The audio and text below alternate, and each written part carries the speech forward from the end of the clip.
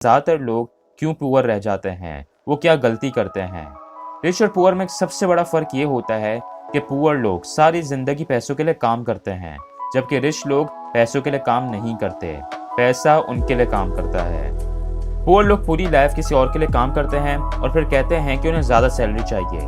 उन्हें ऐसा लगता है कि ज़्यादा सैलरी से उनकी प्रॉब्लम सॉल्व हो जाएंगी, लेकिन ऐसा होता नहीं है और इसका रीज़न मैं आपको बताता हूँ।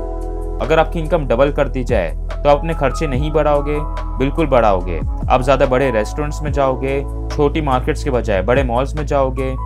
रिच डैड रॉबर्ट को वही समझाना चाह रहे थे कि ज़्यादातर लोग इस जाल में फंस जाते हैं। सबसे पहले तो रिच डैड ने रॉबर्ट से काम करवाया ताकि उसे पता चले कि पुअर लोग सारी ज़िंदगी क्या करते हैं। इसके बाद जब रॉबर्ट ने अपनी पे बढ़ाने की बात की तो रिच डैड ने उसे रैट रेस के बारे में बताया। ये वही जाल है जिसके बारे में अभी मैंने आपको बताया, मतलब अपनी सैलरी के साथ अपने एक्सपेंसेस का बढ़ना। अब आप सोच रहे होंगे कि भाई ये क्या कह रहा है। जाहिर सी बात है कि अगर सैलरी बढ़ेगी तो प्रॉब्लम्स कम होंगी, हम आराम से अपने खर्चे पूरे कर सकेंगे, टाइम पे बिजली का बिल जमा करवाएंगे, स्कूल फीस देंगे।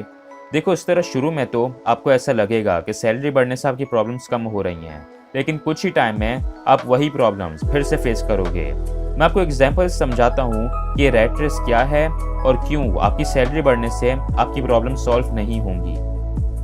मान लो एक फैमिली है जिसमें हस्बैंड, वाइफ और 2 बच्चे रहते हैं। अब हस्बैंड एक नॉर्मल सी जॉब करता है, बच्चे स्कूल जाते हैं, वाइफ घर के काम करती है। हस्बैंड का एक दिन प्रमोशन होता है और सैलरी बढ़ जाती है। इसी खुशी में वो अपनी बीवी को कोई ज्वेलरी ला कर देता है और बच्चों को प्ले स्टेशन ला कर देता है। अब प्ले स्टेशन से हर महीने का इलेक्ट्रिसिटी बिल बढ़ जाता है।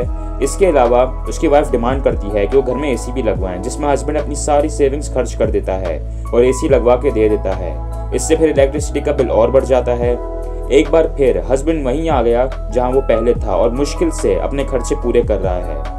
कुछ सालों बाद उसने अपनी कंपनी में और सक्सेस अचीव किया और उसकी इनकम बहुत बढ़ गई। फिर बच्चों की स्कूल खत्म हुई और उनके कॉलेज एडमिशन का टाइम आ गया। अब उसने सोचा कि उसके बच्चे किसी अच्छे कॉलेज में पढ़ें और उसने महंगे कॉलेज में एडमिशन करवा दिया। बच्चों की पॉकेट मनी भी बढ़ानी पड़ी। हम में से ज़्यादातर लोगों की लाइफ ऐसी ही है। सैलरी के साथ हमारे एक्सपेंसेस भी बढ़ते रहते हैं। इसी को रैट रेस कहते हैं। सबसे पहले आप डर की वजह से काम करते हैं। आपको डर होता है कि अगर आप काम नहीं करेंगे, ऑफिस नहीं जाएंगे तो आपके खर्चे नहीं चल पाएंगे। एक बार आपके हाथ में इनकम आती है, फिर आपको नई नई चीज़ें दिखती हैं, जैसे नए कपड़े, बाहर का खाना, मॉल में जाना। ये लाइफ इसी तरह चलती रहती है। अब ऐसा नहीं है कि सैलरी बढ़ने से आपको बिल्कुल फ़ायदा नहीं होगा। फ़ायदा होगा, लेकिन फ़ायदा उसी वक्त होगा जब आप उस एडिशनल इनकम को सेव करें और फिर उसे सही जगह यूज़ करें। अगर उस इनकम से आप अपने खर्चे ही बढ़ा लेंगे तो आप रैट रेस का हिस्सा हैं, और रैट रेस वाले लोग कभी अमीर नहीं बन सकते, हमेशा टेंशन में ज़िंदगी गुजारेंगे।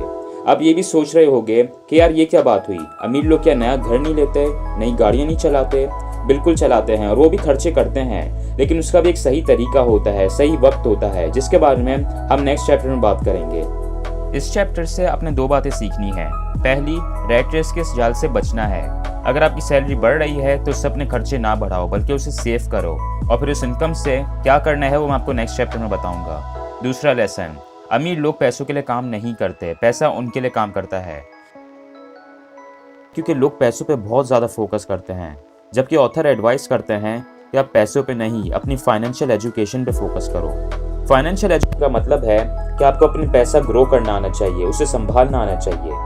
अगर आपके पास पैसा है और फाइनेंशियल एजुकेशन नहीं है तो फिर वो पैसा आपके पास ज़्यादा टाइम तक नहीं रहेगा।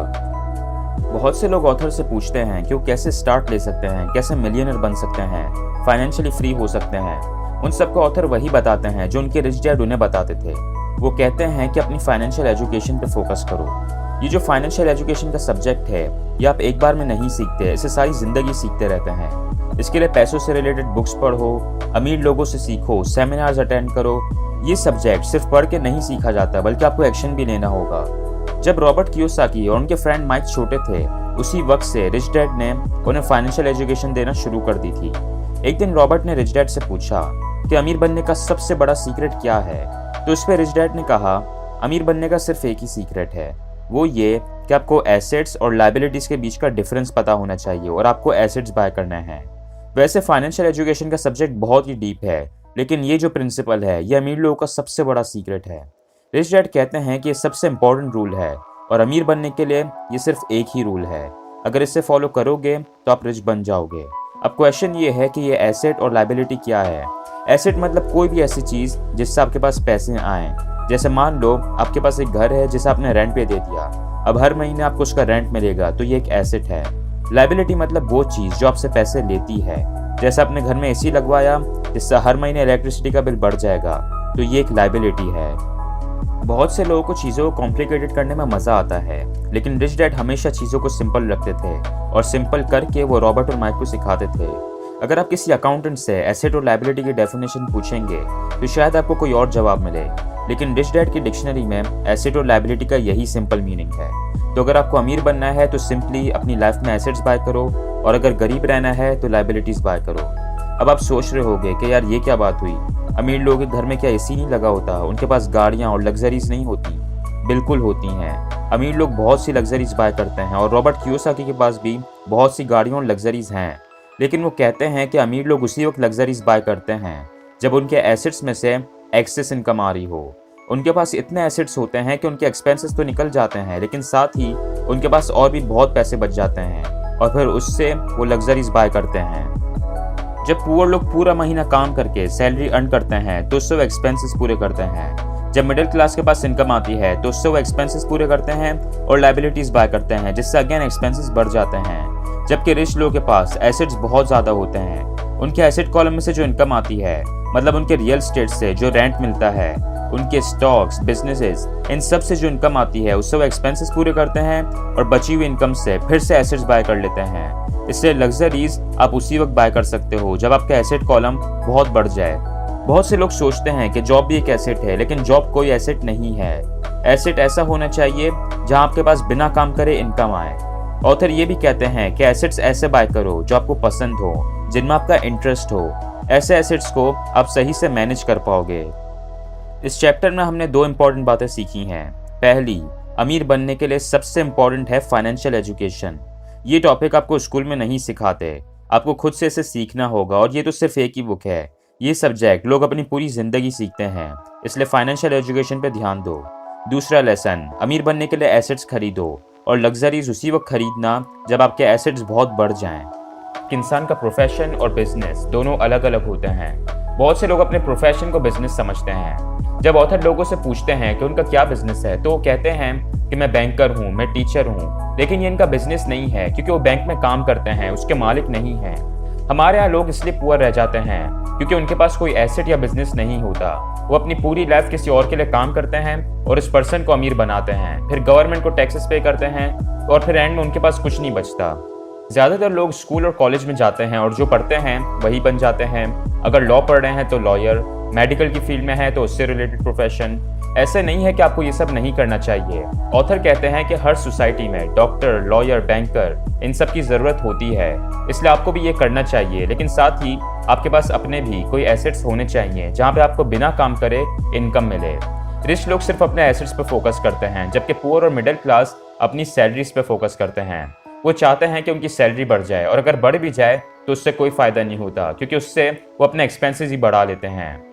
ज़्यादा सैलरी का उसी वक्त फ़ायदा होगा अगर आप उस एडिशनल इनकम से एसेट्स बाय करो। यहाँ पे ऑथर ने एक और बात बताई है। वो कहते हैं कि जब भी आप जिंदगी में दूसरों से कुछ अलग करते हो तो प्रॉब्लम्स आती हैं।